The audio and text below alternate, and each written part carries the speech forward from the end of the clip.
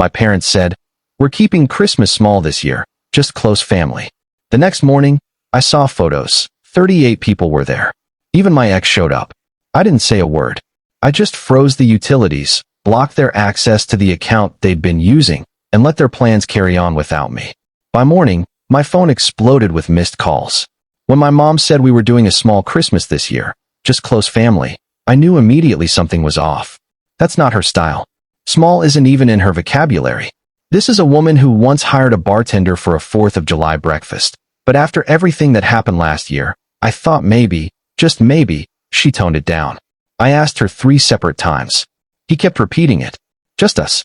She even guilt-tripped me with some line about how family is all that really matters in the end, which is hilarious considering how hard she's tried to shove me back into the arms of the man who once locked me in his apartment because I wouldn't wear a dress he picked out. And yes, that ex was her personal favorite. Every time I bring up what he did, she acts like I'm being dramatic. People argue, she says, but he comes from such a good family. I still don't know what kind of good family lets their son throw glassware during an argument. Anyway, I agreed to come against my better judgment, mostly because Grandma was going, and she's the only reason I don't set the entire family thread on fire and block them all. She told me she'd only stay a night, that it wasn't worth the drama, and I decided I'd do the same. And out, smile, leave. Christmas Eve was quiet, suspiciously quiet. My sister, of course, was there. Madison, the baby, the golden child, the one who once accidentally sent a photo of me drunk from college to my boss. She said it was a mistake, of course, just like she accidentally dated my high school boyfriend 2 months after we broke up. But I digress. Mom made this huge thing about how they were keeping it simple. Just dinner, pajamas, no pressure. I thought maybe they were trying to make up for the past, or maybe someone had actually knocked sense into them. Then I woke up the next morning and saw it. A flood of Instagram stories, group photos, a buffet table long enough to cater a wedding, my ex, his parents, friends I hadn't seen in years, people I know don't even like my family, people I wasn't even on speaking terms with, 38 people at my parents' house, the place I had left at 11 p.m. The night before. I scrolled through each post like I was being punched, and there was my mother front and center laughing with my ex like they were old best friends.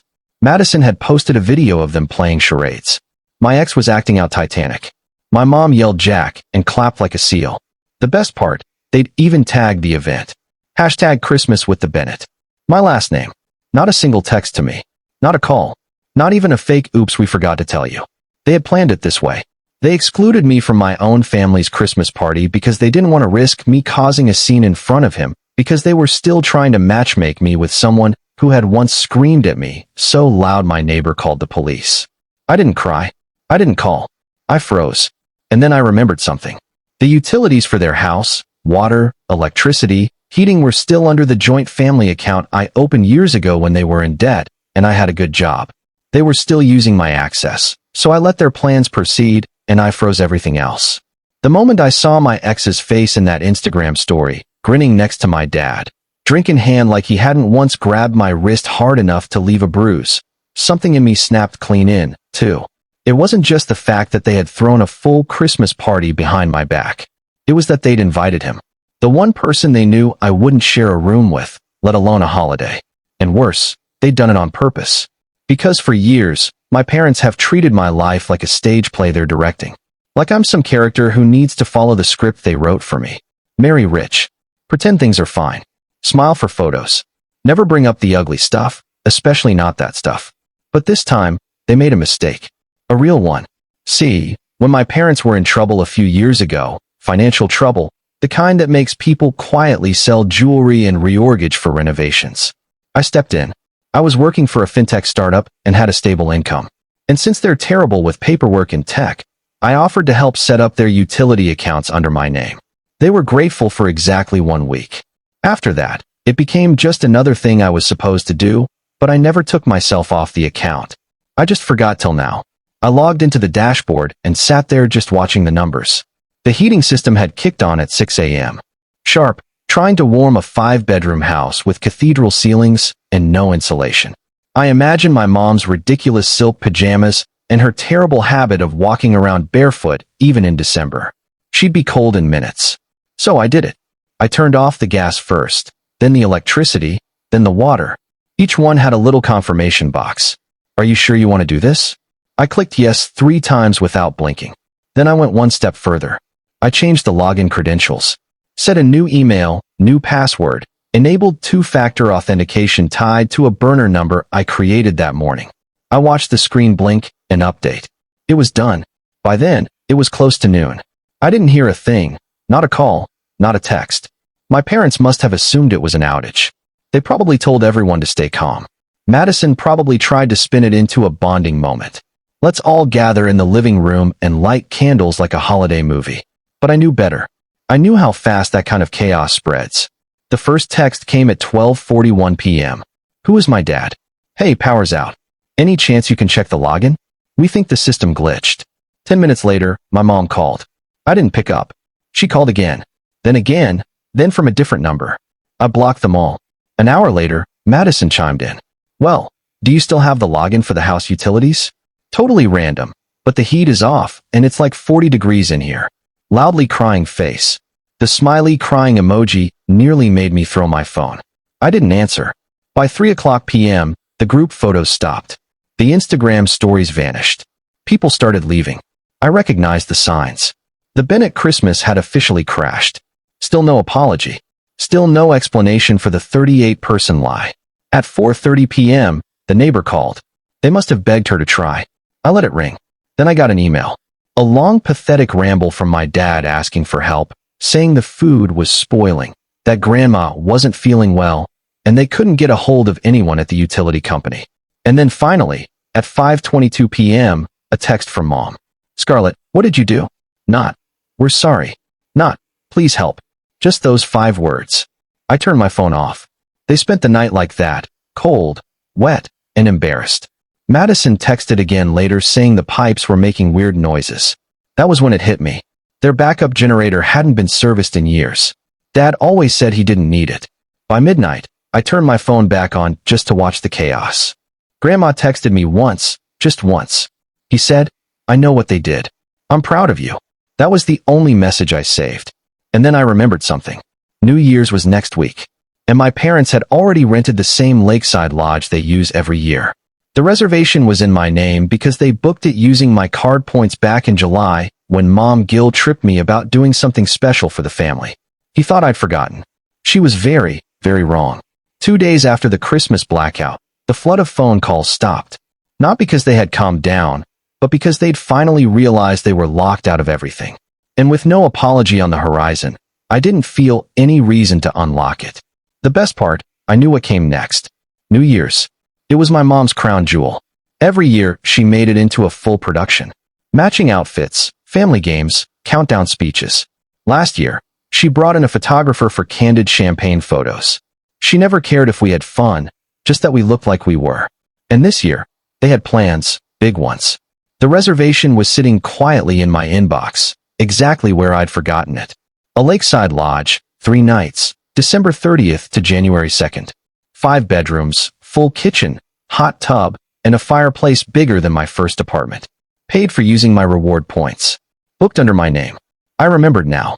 In July, she called crying about how the family needed a reset, and this year should be different. I was busy, distracted, and said yes just to end the call. I'd never planned on going, but clearly they had because people were talking. An old classmate met me out of nowhere to ask if it was true I was back with Brandon, my ex, the abusive one, the one I couldn't say his name without flinching for nearly a year. So, that was the plan. Trap me at a picturesque lodge, parade me in front of family and friends, pair me off with Brandon like none of it ever happened. Like, I was just difficult and too sensitive. They didn't want reconciliation. They wanted a photo op, a redemption arc for them. They weren't getting it. I called the property manager directly, told her there was a change in plans and I needed to cancel. No issue. The booking was in my name. Then I rebooked the lodge for the exact same dates, only this time under a different alias, using the same reward points. I even changed the key code to a new one only I had access to. And because I wanted them to know it wasn't a mistake, I sent a package to the lodge's front desk, scheduled to arrive the morning of December 30th. Inside the envelope was a plain card with bold black letters. Try lying your way into this one, Mom. The silence didn't last long. Around noon on the 30th, Madison texted, "Hey all, do you have the lodge info? Mom said you booked it." No punctuation. No apology. No acknowledgement of what they'd done. Then another, "We're here." And the guy at the front says there's no reservation. I could almost picture her, standing in the cold in overpriced boots, shocked that her name didn't magically open doors anymore. Then came my mom's message, "Scarlett, fix this now. We have guests." Guests? Of course they did. I bet they dragged half the family up there expecting me to show up for some dramatic New Year's forgiveness moment. I waited until late afternoon before replying. "I canceled it. You're not invited." It was satisfying, but not enough. Because 30 minutes later, my ex called. His number flashed on my screen for the first time in over a year. I didn't answer. He left a voicemail, that fake calm tone he used when he was really furious underneath. He said I was being immature, disrespectful, and that I owed the family peace. No, what I owed them was silence and distance. I blocked him again, this time for good. They ended up spending New Year's in some roadside motel 2 towns away. Madison posted a few fake happy photos, plastic champagne flutes, a broken mini fridge in the background, pretending it was all just a fun adventure. My mom posted one of those "memories aren't about the place, they're about the people" quotes. They looked miserable. Me? I spent New Year's with Grandma in her tiny apartment. Just the 2 of us. She made soup. We watched an old black and white movie and didn't even notice when midnight came. No speeches. No cameras. No pretending. We clinked glasses, and she said quietly, "You know, your mother was already broken before she had you." I didn't answer right away. Then finally, I said it out loud for the first time. "I think I'm done with all of them." She nodded and said, "Good. Now go change your banking passwords. I saw Madison snooping through your emails last Thanksgiving." That's when it hit me. It wasn't just utilities or vacations they were stealing. The new year came and went without a single word from my parents. No apology. No "let's talk." Just silence. Which, coming from them, wasn't a sign of guilt. It was a sign they were plotting something. And I was right. Grandma called a few days into January. She said Mom was telling everyone I'd stolen the Christmas fund and sabotaged the trip out of spite. Classic. They could burn down the whole house and still call me the arsonist. That's when I remembered Grandma's advice about my banking passwords. So, I tried to log in. And what I found made the blackout look like child's play. Years ago, I'd helped them set up a temporary family account for household expenses. I was still listed as the primary holder. When I logged in, my stomach dropped. There were dozens of transactions, Uber rides, online shopping, random Venmo transfers to people I didn't know. But one stood out, a $3,200 charge to a luxury spa resort from just 4 days earlier. When I clicked it, my heart stopped. It was an active reservation, a couple's retreat that weekend, under Madison's name. The guest listed with her? Brandon, my ex. For a second, I thought it had to be a mistake. Then I saw the confirmation email Mom had forwarded to herself. There was a note attached. "Glad you two are finally spending some time together. Maybe it'll make Scarlett realize what she's missing." They had lost their minds. They were using my money to fund a romantic weekend for my abusive ex and my sister to punish me. That's when I decided I wasn't just cutting them off emotionally. I was cutting them off completely. I emptied the account. Every last dollar. Redirected it to my personal one and closed the family account entirely. Then I went through every utility, subscription, and insurance login I'd ever set up for them and changed every password. They'd wake up the next morning locked out of their entire fake little empire. But then I found something worse. Back in college, I created an LLC for freelance design work. I hadn't used it in years, barely remembered it existed, until I noticed something strange while digging through old files. There were recent transactions under that same business account. They were still using it. My parents had reopened the LLC under my identity and were claiming fake tax write-offs, thousands in fraudulent expenses filed in my name. They weren't just stealing anymore. They were committing fraud. At first, I didn't even feel angry, just numb, like I was watching a dark comedy of my own life. So, I made it official. I contacted a tax attorney I'd worked with years ago and sent her everything. The bank statements, fake filings, receipts. We filed a report quietly. No confrontation. No warning. Just clean legal detachment. They'd get a letter soon, the kind you can't talk your way out of. That night, I got a text from an unknown number. You went too far. This is family. No name, no punctuation. But I knew who it was, Brandon.